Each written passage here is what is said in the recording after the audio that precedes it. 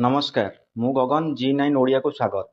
ଅବିଶ୍ରାନ୍ତ ବର୍ଷା କାରଣରୁ ଜନଜୀବନ ଅସ୍ତବ୍ୟସ୍ତ।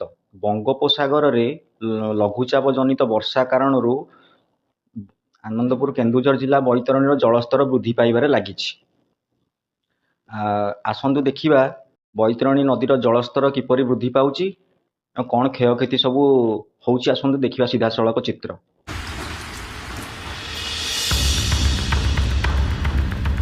ଅବିଶ୍ରାନ୍ତ ବର୍ଷା, ଜନଜୀବନ ଅସ୍ତବ୍ୟସ୍ତ। କୂଳ ଲଙ୍ଘୁଛି ବୈତରଣୀ ନଦୀ। ବଙ୍ଗୋପସାଗରରେ ଲଘୁଚାପ ଜନିତ ବର୍ଷା କାରଣରୁ କେନ୍ଦୁଝର ଜିଲ୍ଲା ଆନନ୍ଦପୁରଠାରେ ବୈତରଣୀର ଜଳସ୍ତର ବଢ଼ିବାରେ ଲାଗିଛି।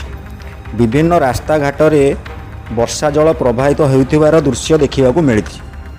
କେନ୍ଦୁଝର ଜିଲ୍ଲା ଆନନ୍ଦପୁର ଓ ଘସିପୁରା ବ୍ଲକ ଅଞ୍ଚଳରେ ଲଘୁଚାପ ଜନିତ ଅବିଶ୍ରାନ୍ତ ବର୍ଷା ଯୋଗୁଁ ଜନଜୀବନ ପ୍ରଭାବିତ ହୋଇଥିବାର ଦେଖିବାକୁ ମିଳିଛି।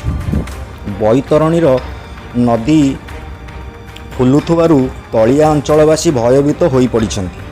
ଘସିପୁରାର ରାସ୍ତା ଉପରେ ବର୍ଷା ଜଳ ପ୍ରବାହିତ ହେଉଥିବାରୁ ଗମନାଗମନ ପ୍ରଭାବିତ ହୋଇଥିବାର ଦେଖିବାକୁ ମିଳିଛି।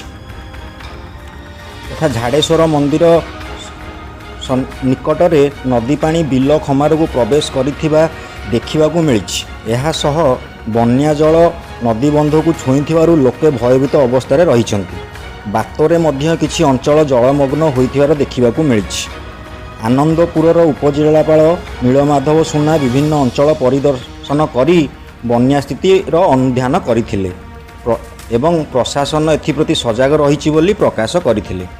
କେନ୍ଦୁଝରରୁ ଗଗନ ବିହାର ଦାସଙ୍କ ରିପୋର୍ଟ, G9 ଓଡ଼ିଆ।